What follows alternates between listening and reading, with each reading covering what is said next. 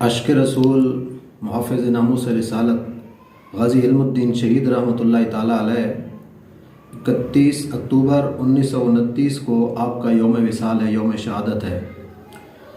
लाहौर के अंदर एक राजपाल था, उसने नबी अलैहिस्सलाम की शान में गुस्ताखी की थी।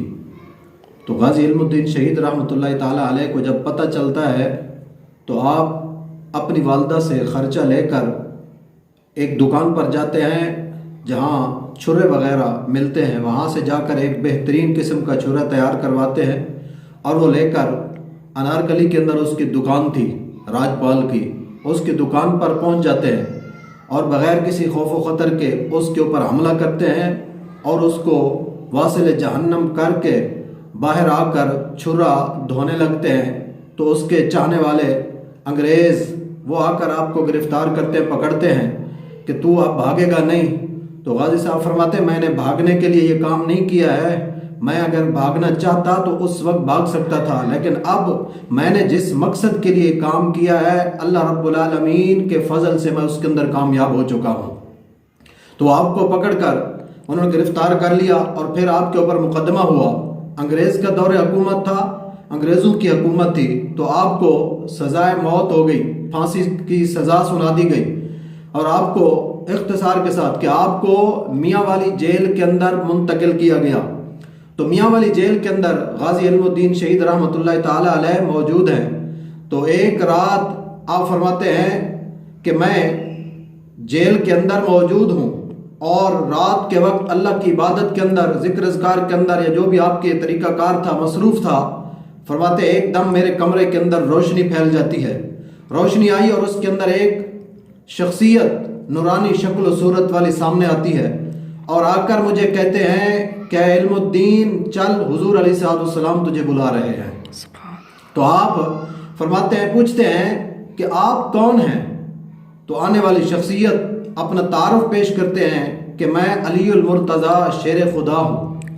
तो आपको लेकर प्यारे हबीब अलैहिस्सलाम की बारगाह के अंदर पहुँचते हैं। नबी अलैहिस्सलाम जलवागर हैं, गाज़ी इल्मुद्दीन को अपने पास बुलाते हैं और उसके बाद आपने फरमाया इल्मुद्दीन यहाँ पर तो पहुँच गए हो, अब हम अगर चाहें तो आपको यहाँ अपने पास रख सकते हैं, लेकिन फिर लोग बातें करेंगे, ताने देंगे कि अपने आप को अश्क रसूल कहलवाने वाला, अपने आप को मुहब्ब रसूल कहलवाने वाला, आज मौत का वक्त आया, फांसी देने का वक्त आया, वो जेल से भाग कर निकल गया है।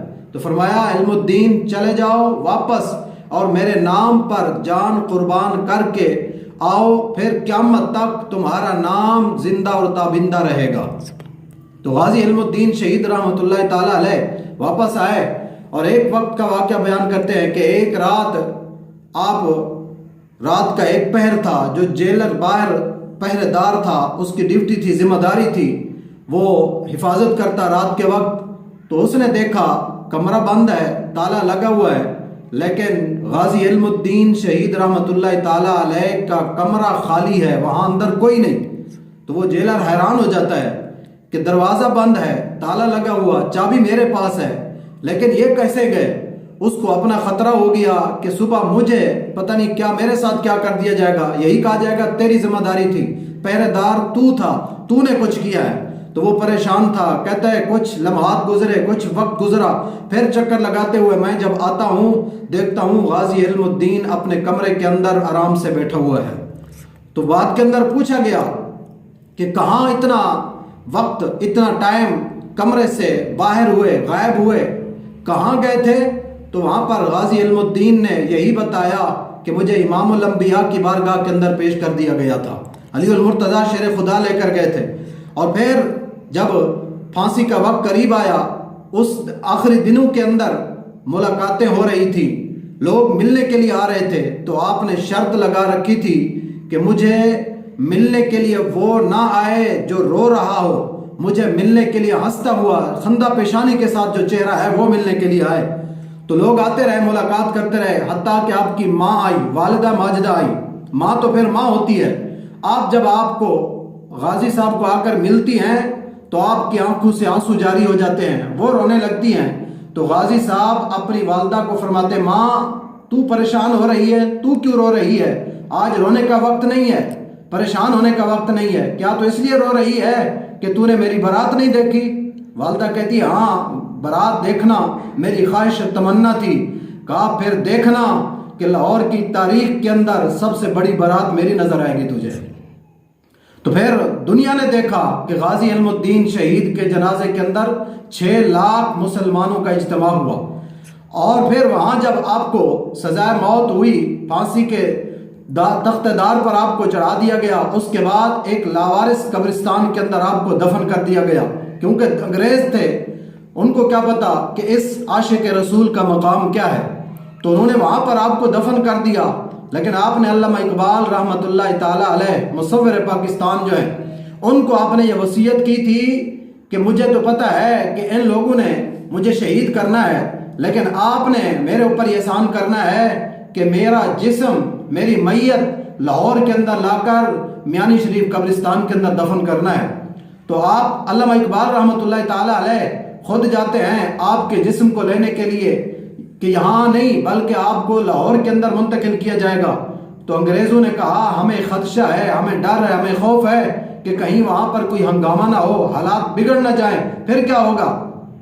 تو علامہ اقبال رحمۃ اللہ تعالیٰ علیہ مصور پاکستان، آپ نے فرمایا اس بات کی میں گارنٹی دیتا ہوں، میں ضمانت دیتا ہوں کچھ بھی نہیں ہوگا.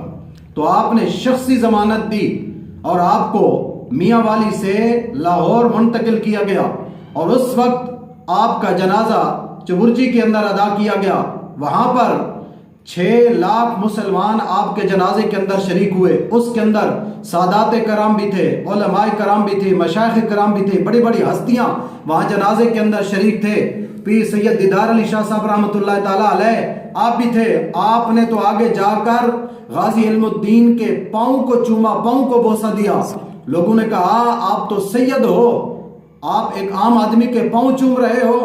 انہوں نے کہا سید ضرور ہوں لیکن اب یہ عام نہیں رہا. کہا اس کے پیشانی کو، ماتھے کو امام الانبیاء نے چوما ہے، اس لیے میں آج ان کے پاؤں چوم رہا ہوں یہاں. تو آپ کو جنازہ پڑھنے کے بعد جب قبر کے اندر اتارا گیا، علامہ اقبال رحمۃ اللہ تعالیٰ علیہ خود اترتے ہیں اور قبر کے اندر آپ کو اتارتے ہیں. بڑی شخصیات آپ کو قبر کے اندر اتارتے ہیں. اتارنے کے بعد جب بند کھولے گئے تو اس کے بعد علامہ اقبال غازی صاحب کے بالکل قریب ہو جاتے ہیں، جھک جاتے ہیں اور آپ سے عرض کرتے ہیں کہ غازی علم الدین تیری وصیت تو میں نے پوری کر دی، تیری جو بات تھی وہ میں نے پہنچا دی اور مکمل کر دی ہے، اور تجھے وہاں میاں والی سے لاہور کے اندر میانی شریف قبرستان کے اندر تیری وصیت کے مطابق پہنچا دیا گیا. تیری وصیت تو میں نے پوری کر دی ہے، لیکن اب چونکہ تو عاشق رسول ہے، ضرور تیرے پاس امام الانبیاء جلوہ گر ہوں گے. تو میری آرزو یہ ہے کہ جب تیرے پاس حضور صلی اللہ علیہ وسلم کی جلوہ گری ہو تو میرا سلام ضرور عرض کر دینا. تو غازی صاحب کو یہاں پر دفن کر دیا گیا. اور یہ ساری چیزیں کہ آپ نہ کوئی عالم تھے، نہ کوئی شیخ تھے، نہ کوئی مفسر، نہ محدث، نہ کوئی ایسے بڑا خاندان کے ساتھ نسبت، عام تھے، لیکن پیارے حبیب علیہ السلام کی ذات پر انہوں نے اپنا سب کچھ قربان کیا. تو آپ کے جنازے کے اندر سید بھی کھڑے تھے، آپ کے جنازے کے اندر شیوخ الحدیث بھی، مفسر بھی، بڑے بڑے لوگ. سب یہ کیا تھا، کس لیے تھا آخر؟ عام آدمی کے جنازے کے اندر اتنی بڑی شخصیات کیوں آئی؟